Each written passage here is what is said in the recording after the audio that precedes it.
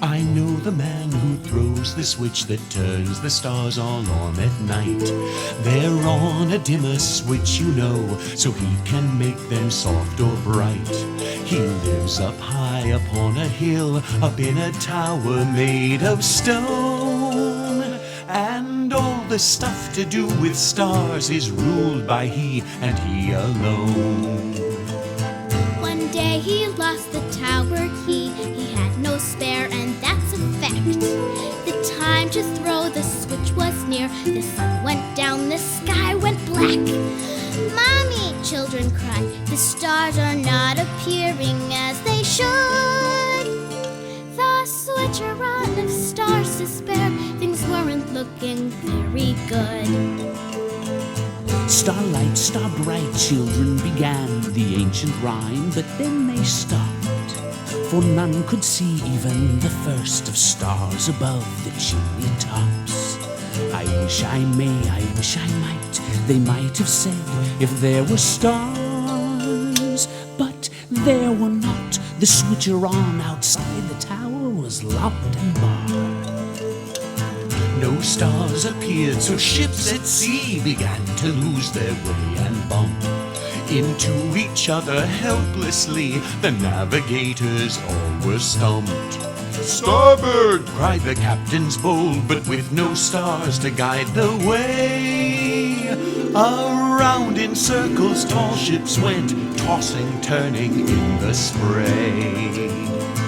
The switcher on ran through his yard beneath the trees upon a hill, and found a ladder under one for apple picking leaning still. He mustered all the strength in his old bones to take the ladder down, and huffing puffing made his way back to the tower the far side round.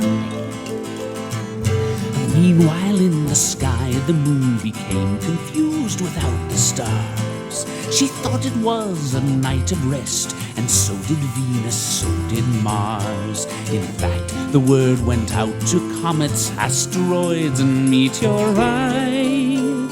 It's a night off, go back to sleep. Nobody has to work tonight.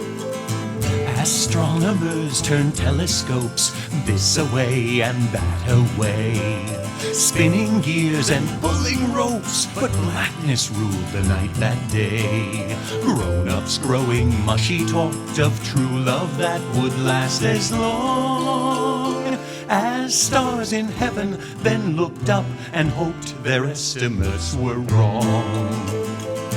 Astrologers had no idea of what to make out of their charts, calculating horoscopes regarding fortunes, fates, and hearts. They scratched their heads and finally decided just to chuck it all, and dusted off and polished up instead the family crystal ball. The man who switches on the stars leaned up his ladder round the back and climbed to where a window was left open, just a tiny crack, enough to slide his fingers underneath and give a mighty heave. And up the window flew. He almost tumbled down, I do believe. But reaching out, he grabbed the ledge, steadying the ladder now. He swung his tired, aching legs over the windowsill somehow. He climbed inside and found the steps that lead up to the tower top. He took them all in 2s and 3s, all 15 flights, and never stopped. All over the world by now, a panic had begun to grow. The stars were gone, but where or why, even the wise ones didn't know. Perhaps it is the end of things. Tomorrow there may be no sun. But suddenly a switch was thrown before they all became undone. He made it to the tower top. He found the switch, he switched it on. The stars came out, the sky grew bright, at last something to wish upon.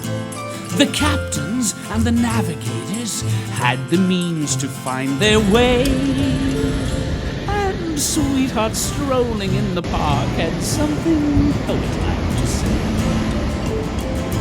The asteroids and meteorites and comets blazed to life again.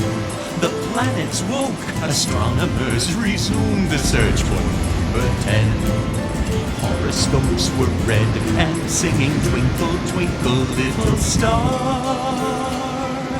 People really meant it when they said, I wonder what you are.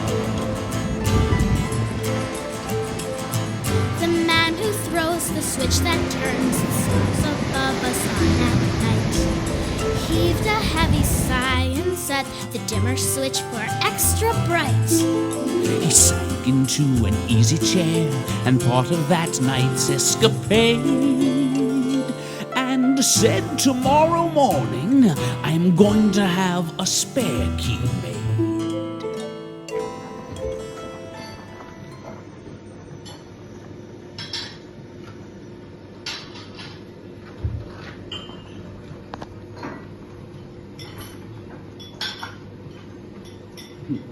Tom loved this. I know. Slow motion video.